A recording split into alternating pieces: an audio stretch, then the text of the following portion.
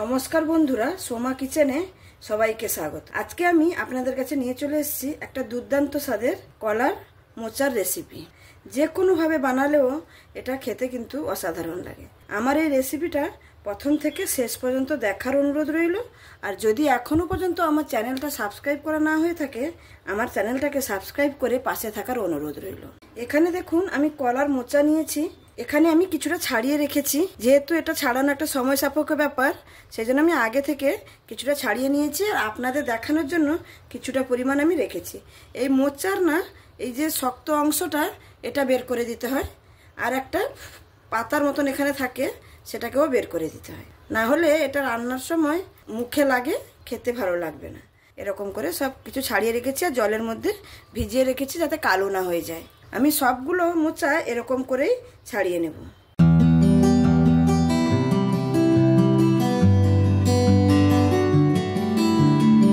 দেখুন, এরকম সব ডান্ডি আমি বের করে নেব।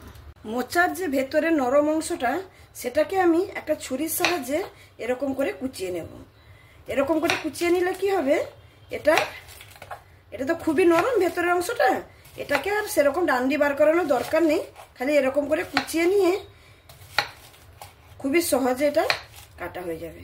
পুরোটা আমি এখানে কুচিয়ে নিয়েছি, দিয়ে হাত দিয়ে এটাকে এরকম ভেঙে নেব। দিলে মোচাগুলো সব বেরিয়ে যাবে, আর যেগুলো বাদ বাকি ফেলে দেওয়ার, সেগুলো আমরা ফেলে দেব। এটা হচ্ছে খুবই সহজ পদ্ধতিতে মোচা ছাড়ানো। দেখুন, এগুলো আমি ফেলে দেব। এরকম ঝেড়ে নিতে হবে। ঝেড়ে নিয়ে এই যে বড় বড় অংশগুলো, আমি এগুলোকে ফেলে দেব, আর বাদ বাকি মোচাগুলো নিচে থেকে যাবে। এখানে দেখুন, আমি সমস্ত কিছু বেছে নিয়েছি, খালি মোচাগুলো থেকে গেছে। আর যেগুলো এগুলো একটা থেকে গেছে, এগুলো থাকলে কোনো অসুবিধা নেই, এগুলো তো ভেতরে নরম অংশ। দেখুন কত সহজে আমি মোচাটা কেটে ফেললাম। আর মোচাটা এখানে না কাটাকুটি করেও কি করে রান্না করা যায়, সেটাই আজকে আমি দেখাবো। প্রথমে আমি যে বড়গুলো ছাড়িয়ে রেখেছিলাম, সেগুলোকে আমি না কেটে একসঙ্গে কিরকম খুবই সহজ পদ্ধতিতে, যারা মোচা কাটতে বিরক্ত হয়, ভালো লাগে না, কত সহজে এই মোচাটা রান্না করা যায় সেটাও দেখিয়ে দেবো। মোচাটা রান্না করার জন্য দেখুন, এখানে আমি আলুগুলোকে ছোট ছোট করে কেটে নিয়েছি। এখানে একটা পেঁয়াজ আর কাঁচা লঙ্কা নিয়েছি। এখানে দেখুন, মোচাটা যেহেতু আমি আমিষ ভাবে রান্না করবো, এই জন্য চিংড়ি মাছ নিয়েছি, একটা টমেটো কেটে নিয়েছি, আর এখানে নিয়েছি আদা রসুনের পেস্ট। এখানে আমি মোচাটা সেদ্ধ করে নেওয়ার জন্য কড়াই বসিয়ে নিয়েছি। কড়াইয়ের মধ্যে একটু সামান্য পরিমাণ জল নিয়ে নিয়েছি। এই জলের মধ্যে আমি এবার হলুদ দিয়ে দেব। হলুদটা মাস্ট দিতে হবে, না হলে মোচাটা কিন্তু সেদ্ধ করার সময় কালো হয়ে যেতে পারে। হলুদটা দিলে তার যে কষটা আছে, সেই কষটা কিন্তু বেরিয়ে যাবে। এবার আমি এই মোচাগুলোকে এখানে দিয়ে দেবো। দেখুন, আমি মোচা কিন্তু কাটিনি, কত সহজভাবে আপনাদের করে দেখাবো। দেখুন,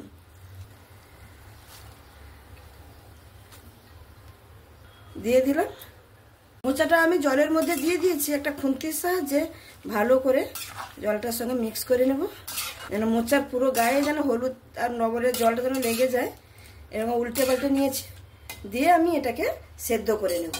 একটা ঢাকনা দিয়ে ভালোভাবে সেদ্ধ করে নেব। এবার আমি ঢাকনাটা খুলে নিচ্ছি।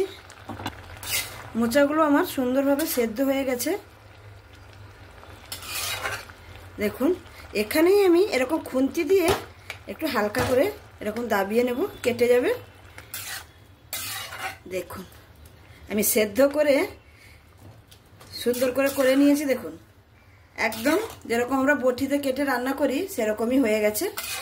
এবার আমি এটা জল থেকে ছেঁকে নেব। আমি কড়াইটা ধুয়ে পরিষ্কার করে এবার বসিয়ে নিয়েছি। এবার আমি মোচাটা রান্না করার জন্য প্রথমে কড়াইতে তেল দিয়ে দেব। তেলটা দিয়ে আমি আলুগুলো প্রথমে ভেজে নেব।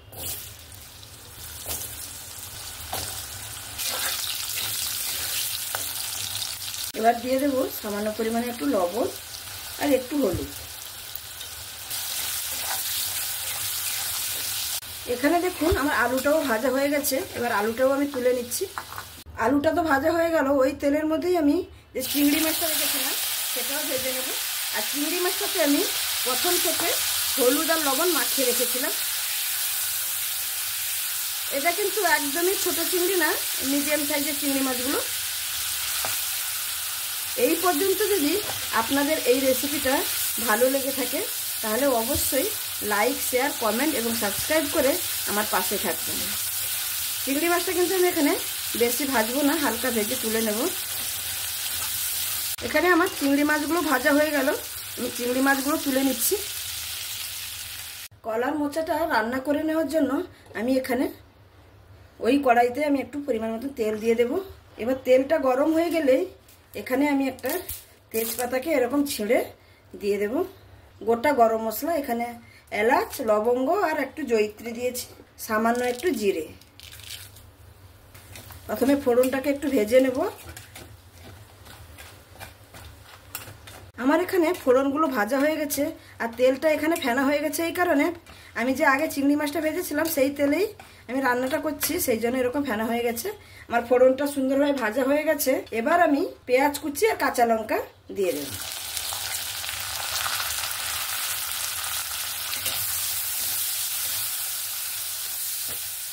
ভালো করে আমি তেলের সঙ্গে ভালো করে মিক্স করে নিয়েছি। এবার এটাকে সুন্দর করে লাল করে একদম ভেজে নেব। পেঁয়াজটা এখানে আমার সুন্দর লাল করে ভাজা হয়ে গেছে। এবার আমি কেটে রাখা টমেটোগুলো এখানে দিয়ে দেব, যে ভালো করে পেঁয়াজের সঙ্গে মিক্স করে নেব। এখানে আমার পেঁয়াজ, টমেটো, কাঁচা লঙ্কা ভালো করে ভাজা হয়ে গেছে। এবার আমি আদা রসুনের পেস্টটা যেটা করে রেখেছি সেটা দিয়ে দেব।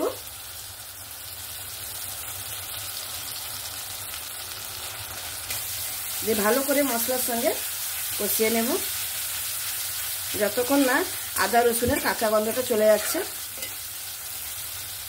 আদা রসুনটা পেঁয়াজের সঙ্গে 1-2 মিনিট কষিয়ে নিয়েছি, কাঁচা গন্ধটা চলে গেছে। এবার আমি এখানে কিছু গুঁড়ো মশলা দিয়ে দেব, সামান্য একটু হলুদ দেব, যেহেতু হলুদ দিয়ে আমি সেদ্ধ করেছি।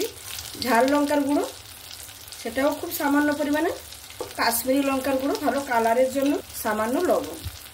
এটা কিন্তু স্বাদটা বুঝে দিতে হবে, যেহেতু আমি সেদ্ধ করার সময় লবণও দিয়েছিলাম। এখানে আমি অল্প পরিমাণেই লবণ দিয়েছি। দিয়ে ভালো করে মশলার সঙ্গে কষিয়ে নেব, যাতে মশলাটা না পুড়ে যায়। একটু সামান্য জল দিয়ে দেব।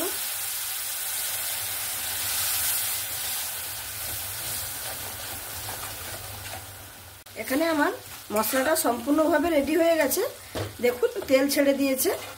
এবার আমি আলু আর সেদ্ধ করে রাখা মোচা দিয়ে দেব, দিয়ে ভালো করে মশলার সঙ্গে আমি মিক্স করে নেব। এই রান্নাটা কিন্তু খুবই তাড়াতাড়ি হয়ে যায়, যেহেতু সব কিছু সেদ্ধ করে নিয়েছি। আলুটাও সুন্দরভাবে ভেজে নিয়েছিলাম, অর্ধেকটাই সেদ্ধ হয়েছিল। মিক্স করে নিয়েছি ভালো করে। এবার আমি 2 মিনিটের মতো ঢাকা দিয়ে দেব। আমি এবার ঢাকনাটা খুলে নেব, আবারও ভালো করে নাড়াচাড়া করে নিচ্ছি। নাড়াচাড়া করে নিয়ে যে চিংড়ি মাছটা আমি ভেজে রেখেছিলাম সেটা এখানে দিয়ে দেব। দিয়ে আবারও ভালো করে মিক্স করে নেব।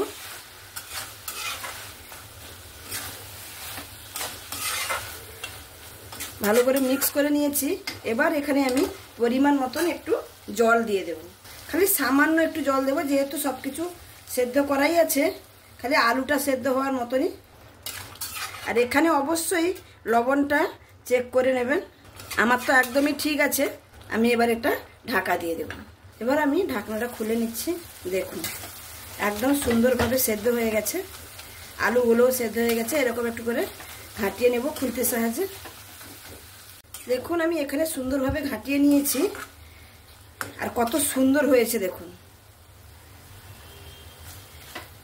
এবার আমি নামানোর আগে একটু চিনিটা দিলে এই মোচাতে খুব ভালো লাগে। আর দেব একটু ঘি।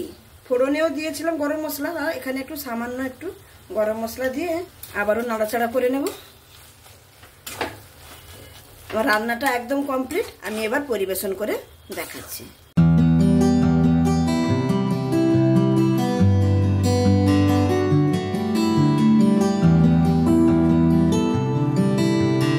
তাহলে বন্ধুরা দেখতেই পেলেন আমার এই মোচার ঘন্টটা। এই মোচার ঘন্টটা দেখতে যেরকম অসাধারণ হয়েছে, খেতেও কিন্তু দুর্দান্ত স্বাদের। এইরকম একটা তরকারি থাকলে দুপুরের খাবারটা কিন্তু একদম জমে যাবে। এটা ভালোবাসে না এমন কেউ নেই, বাচ্চা থেকে বড় সবাই কিন্তু মোচা খেতে খুবই ভালোবাসে। আর আমি যেভাবে বানিয়েছি, একবার বন্ধুরা প্লিজ আমার মতন করে একবার বানিয়ে দেখবেন। খুবই সুন্দর হয় খেতে। আর যদি ভালো লাগে অবশ্যই কমেন্টের মাধ্যমে আমাকে জানাতে ভুলবেন না। কিন্তু আজকে আমার এই রেসিপিটা যদি আপনাদের কাছে ভালো লেগে থাকে তাহলে অবশ্যই লাইক, শেয়ার, কমেন্ট এবং সাবস্ক্রাইব করে আমার পাশে থাকবেন। পাশে থাকলে আমি আরও নতুন নতুন রেসিপি নিয়ে আপনাদের সামনে উপস্থিত হতে পারবো, আপনাদের উপহার দিতে পারবো। তাহলে আজকের মতন আমি এখানেই শেষ করছি। আবার দেখা হবে নতুন কোনো রেসিপির সঙ্গে। তো সবাই ভালো থাকবেন, সুস্থ থাকবেন, সাবধানে থাকবেন। ধন্যবাদ।